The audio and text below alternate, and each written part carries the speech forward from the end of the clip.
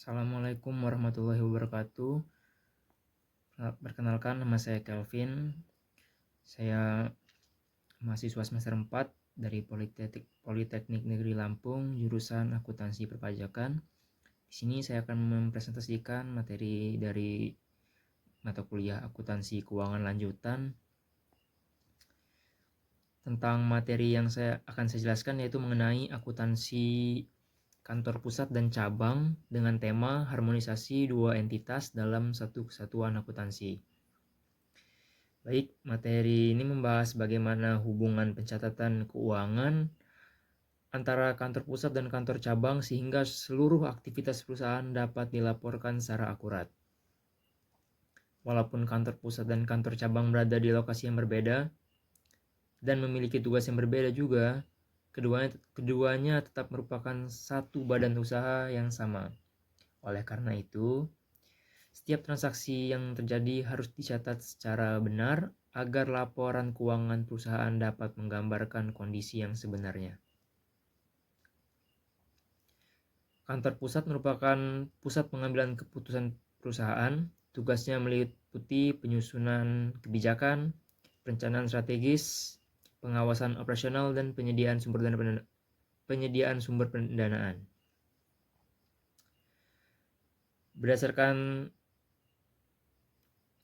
Lalu untuk kantor cabang yaitu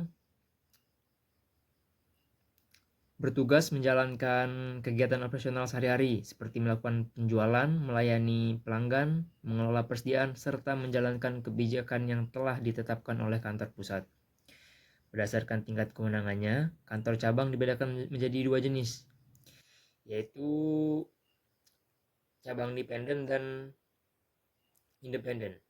Untuk cabang dependen masih bergantung pada kantor pusat dalam pengambilan sebuah keputusan maupun pencatatan akuntansinya. Sebaliknya, cabang independen memiliki kewenangan yang lebih besar untuk mengelola operasional dan menyusun laporan keuangannya sendiri. Walaupun demikian, laporan keuangan cabang tetap harus disampaikan kepada kantor pusat agar dapat digabungkan menjadi laporan keuangan perusahaan secara keseluruhan. Hal yang perlu kita pahami yaitu bahwa akuntansi kantor pusat dan cabang berbeda dengan laporan keuangan konsolidasi. Dalam sistem kantor pusat dan cabang, kedua unit masih berada dalam satu badan hukum, sehingga transaksi antar kantor merupakan transaksi internal perusahaan. Sedangkan konsolidasi digunakan untuk menggabungkan perusahaan induk dan anak perusahaan yang merupakan badan hukum yang berbeda. Perbedaan ini memengaruhi cara pencatatan maupun penyusunan laporan keuangan. Lalu dalam kegiatan operasional, transaksi yang sering terjadi antara kantor pusat dan cabang adalah pengiriman kas, aset, maupun barang dagangan.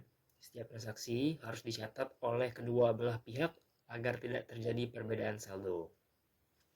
Sebagai contoh, ketika kantor pusat mengirimkan kas kepada cabang, kantor pusat akan mengurangi kas dan menambah investasi kepada cabang. Sebaliknya, kantor cabang akan menambah kas dan menambah akun kantor pusat. Pencatatan yang konsisten sangat penting agar laporan keuangan tetap akurat.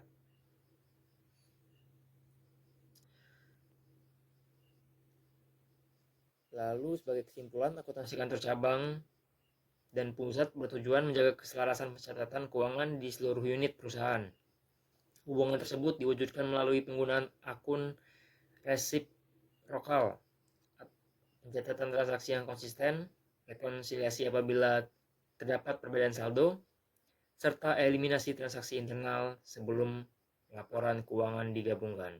Dengan menerapkan prosedur tersebut, perusahaan dapat menghasilkan laporan keuangan yang akurat, transparan, dan mampu menggambarkan kondisi perusahaan secara menyeluruh. Dengan demikian, saya akhiri presentasi yang dapat saya sampaikan. Saya akhiri. Wassalamualaikum warahmatullahi wabarakatuh.